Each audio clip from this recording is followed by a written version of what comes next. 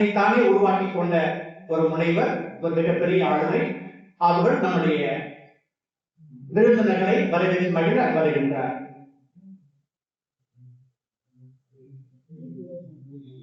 கரம்பை பவுண்டேஷனில் விருதுகள் வழங்கும் நிகழ்வுக்கும்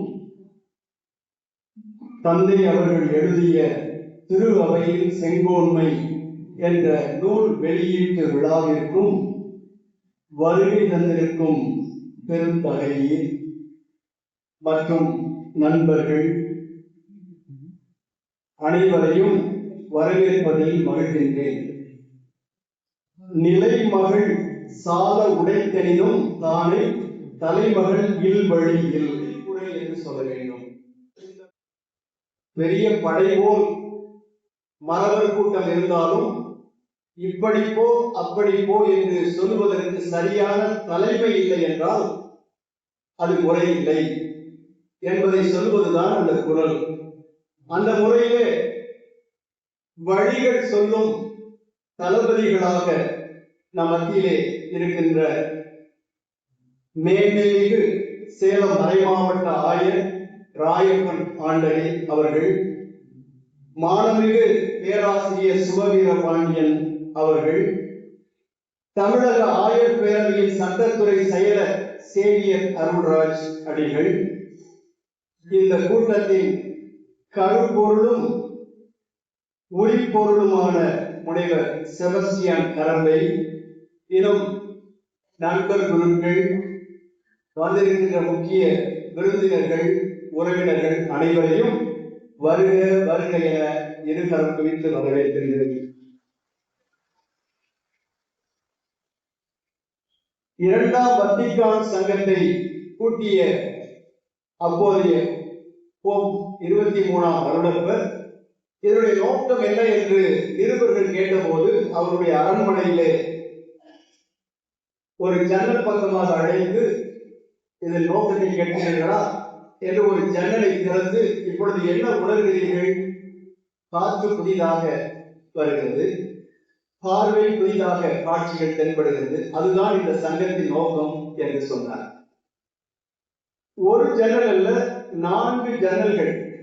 சமுதாய பணியிலே 4 பேரும் வித்தியாசமான கண்ணோட்டம் கொண்டவர்கள். ஆனால் 4 ஜன்னல்கள் தான். புதிய காற்று, புதிய பார்வை நாம் பெறுவதற்கு உழைக்கின்ற ஒரு ஆளுமைகள். இவர்கள் கூறும் விளக்கங்களே எழுதப்படாத சட்டங்களாக அவரவர்கள் துறையிலே மாறுவதை நாம் பார்த்திருக்கின்றோம். என்ன விளக்கங்கள் கொடுக்கிறார்களோ அந்த விளக்கங்களே எழுதப்படாத சட்டங்கள். எப்படி திரு சுபவீரபாண்டியன் கொஞ்ச நாட்களுக்கு முன்னால் டிவியில சொன்னார், ஜார்ஜ் வாஷிங்டன் 2 முறை பிரசிடண்டாக இருந்தார், அவர் நினைத்திருந்தால் 3ஆம் முறையும் பிரசிடண்டாக இருந்திருக்கலாம். ஆனால் நான் அப்படி கண்டினியூ பண்ணா வேற ஆளே இல்லைன்னு ஆயிரும் என்று அவர் இறக்கி கொண்டார். அது சட்டமாகவே மாறிவிட்டது என்று நீங்கள் சொன்னீர்கள். அதே போல இவர்கள் நமது மதிப்பிற்குரிய சேலம் ஆயர் இஸ் வடக்குமை இந்த ஹேண்ட்ஸ் ஆஃப் தி நுன்ஷியோ, இந்த hands of the bishop canon. Supreme Court உச்சி குடுமி அல்ல, சுப்ரீம் கோர்ட் எங்களுக்கு கேத்தலிக் சர்ச்னா இது போல கரம்பை டாக்டர் சேலம் ஆயர் அவர்களுக்கு தான் நாங்கள் சொல்ல முடியும்.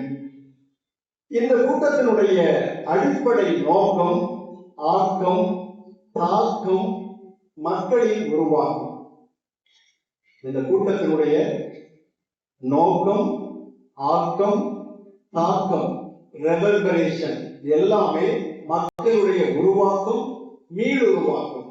இரண்டும் இந்த கூட்டத்தின், இந்த அமர்வினுடைய நோக்கம், இந்த பவுண்டேஷனின் நோக்கம்.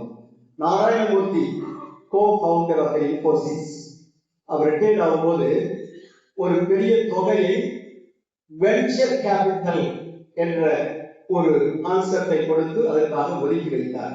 வென்ச்சர் கேபிட்டல் என்றால் துணிகரத்திற்கான மூலதனம். துணிகரம் என்றால் வள்ளுவர் சொல்லுவது போல பல வழிகளை அறிந்து, பல என்னுடைய வழி, மாற்றான் வழி, இவைகளெல்லாம் அறிந்து எடுக்கின்ற துணிச்சலான முன்னெடுப்புகளுக்கு உதவுகின்ற மூலதனம். அதுவும் இந்த ஃபாதர் செபஸ்டியன் கரம்பை பவுண்டேஷனின் நோக்கம், வென்ச்சர் கேபிட்டல். அதே போல ஆன்ற மதிப்புடன் மாநிலம் சிறக்க, செழிக்க, கருத்தூக்கமும் செயலூக்கமும் பல வடிவங்களில் கொடுப்பதுவே இந்த கரமை பவுண்டேஷனின் இலக்கு. இடையூறுகள் பல நூறு வந்தாலும் இடையறாத எண்ணங்கள் உலகத்திலே நடனமாடிக் கொண்டிருப்பதை நாம் பார்க்கின்றோம். எழுத்தால், புது புது முயற்சிகளால், சொற்களினால், சொற்பொழிவுகளினால், காட்சிகளே கட்சிகள் ஒரு சொற்காலத்தில் கடந்து வந்திருக்கிறோம். இன்னும் 500 ஆண்டுகள் இருந்தால் அந்த அளவுக்கு ரிசோர்ஸ்ஃபுல் மேன் தன்னிலேயே அவர் அந்த ரிசோர்ஸை எடுத்துக்கொண்டு இந்த சமுதாயம் மேம்பட வேண்டும் என்று உழைத்தவர். நான் மிஸ்டர் சிவகர பாண்டியனை பார்க்கிற போது அவருடைய தந்தையார் ராமசுப்பையா அவருடைய கையை நாங்கள் பிடித்திருந்தோம் என்றால், இங்கு இருக்கிறவர்கள் நாங்கள் இதை போன்ற குழுக்கள் பிடித்திருந்தோம் என்றால், பெரியாருக்கு 501 ஆண்டுகள் என்று கூட நான் சொல்வேன். 500 ஆண்டுகள் என்று சொல்லியிருக்கிறார்கள், 501 ஆண்டுகள் என்று கூட சொல்வேன். அதே சமயத்திலே மிஸ்டர் சிவகரபாண்டியன் போன்றவரை எங்கள் குருகுலத்திலே சேர்த்திருந்தால் காரைக்குடியில் தஞ்சை பெரிய கோவில் போல பெரிய கோவில் ஒன்று கட்டியிருக்கலாம் என்ற எண்ணமும் எனக்கு வருகிறது. அவருடைய முதல் ஆட்சிகளே கோவில் இருக்கும் ஊரில் குடியிருக்க வேண்டாம் என்பது. நான் சரியாக சொல்கிறேன்னா, கோவில் இருக்கும் ஊரில் நான் இப்பொழுது அதை சற்று மாற்றி கரமையிடமும் ஜான் வீட்டர் போன்றவர்களும் பேசுகிறேன். ஒளிபெருக்கி இருக்கும் கோவில் இருக்கும் ஊர்களில் குடியிருக்க வேண்டாம் என்று மாற்றி செம்மை இருக்கிறது. இந்த 4 பேரையும் சேர்த்து நாம் உட்கார்ந்து பார்த்து அளவு பார்ப்பதற்கல்ல, அவர்கள் என்ன சொல்கிறார்கள் என்பதை கேட்பதற்கும் அதன் வழியில் நடப்பதற்கும் செம்மை இருக்கிறது. ராமாயணத்தில் பரவட்டும் என்பதை நான் நன்றாக அறிவேன், ஆதியும் மாயையும் நன்றாக அறிவேன்.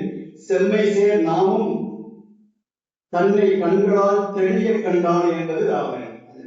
அதனால் 4ஐயும் சேர்த்து இந்த சமூகத்திற்கு நல்ல பணிகளை செய்து கொண்டிருக்கிறார்கள் இவர்கள். ஆயர் அவர்களை நான் ஏற்கனவே உங்களுக்கு சொல்லியிருக்கிறேன், பலரும் அறிவீர்கள். அவர் கேனடிஸ்ட், அக்காம்ப்ளிஷ்ட் கேனடிஸ்ட், லீடிங் கேனடிஸ்ட், போர்ச்சுலே சொல்லியிருக்கேன், சுப்ரீம் கோர்ட் சொல்லியிருக்கேன். இறையியலில் விவிலியத்திலும் பாண்டித்யம் இருக்கிறார். விவிலியத்தை முழுக்க தன்னுடைய குரல்களுக்கு வளர்த்திருக்கிறார். நீங்க திராவிட இயக்கத்துல முறைப்படி அணுனா பெரியாருடைய எழுத்துக்கள்லாம் அவர் வாய்ப்பு சொன்னாலும் இன்னும் கொஞ்சம் ரீச் ஆகும். அவர் பொதுவாரான்னு தெரியல. அந்த அளவுக்கு அவருடைய குரல் இனிமை, கேப்சரிங் டோன் அவரை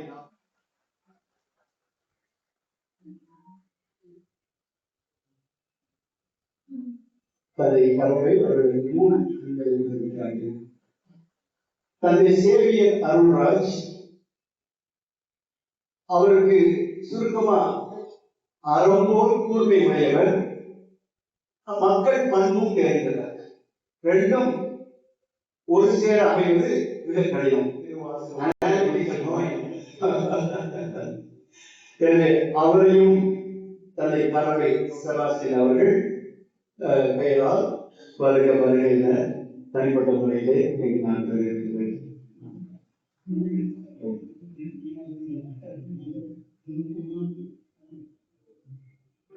என்பதை பேராசிரியர் அன்பழகன் பேச்சு அதை கேட்டேன்.